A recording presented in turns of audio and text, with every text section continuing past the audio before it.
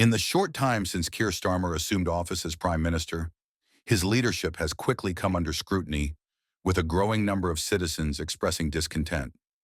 While many in the UK have vivid memories of controversial figures like Margaret Thatcher and Tony Blair, Starmer appears to be joining their ranks in terms of public disapproval, despite having been in office for only a brief period. In this video, we will explore the reasons behind the declining support for Starmer, as reflected in recent polls and a petition calling for his resignation. We'll also touch on the latest political developments. Before we dive into the details, please take a moment to like and subscribe to our channel to stay updated with our growing community. Recent polling data suggests that the public's approval of the government's handling of the summer's social unrest is mixed. This unrest, marked by widespread protests and riots, has led to a crackdown on individuals inciting violence through social media. Initially, Keir Starmer experienced a surge in personal approval ratings following his election win. However, this boost has significantly waned, bringing his approval levels back to where they were during the election campaign. According to a poll conducted for The Observer, 43% of voters approve of the government's response to the riots, while 30% disapprove. Opinions on the severity of the government's actions are also divided, with 44% believing the response was proportionate, 26% feeling it was insufficient, and only 18% thinking it was an overreaction. When it comes to sentencing, public opinion is similarly split. Around 70% of voters believe the sentences given to those involved in the unrest are either appropriate or not harsh enough. This sentiment reflects a broader uncertainty about the government's overall approach to law and order under Starmer's leadership. As Starmer approaches the 50-day mark in office, the public remains divided on his performance. Approximately 24% of voters feel more positive about Labour since it won the election, but 29% feel more negative. The party has also lost ground on key issues like the economy and healthcare. Starmer's net approval rating has dropped to 7%, down by 10 points since early August, and a significant 26 points from his initial rating as Prime Minister. In contrast, Rishi Sunak's approval rating has remained steady at 30%. In response to Starmer's declining approval ratings, a petition has been launched on change.org calling for his resignation. The petition has already garnered over 200,000 signatures, and if it reaches 100,000, it could be debated in Parliament. This level of public dissent is unusual for a prime minister so early in their tenure and underscores the growing dissatisfaction with Starmer's leadership. Criticism of Starmer's leadership is not limited to the UK. International figures have also voiced their concerns. German MEP Christine Anderson has publicly condemned Starmer, accusing him of undermining democracy.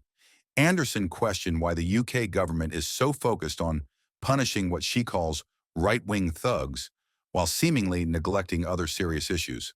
Her remarks highlight a growing perception that Starmer's government is more interested in silencing certain voices than addressing broader societal problems.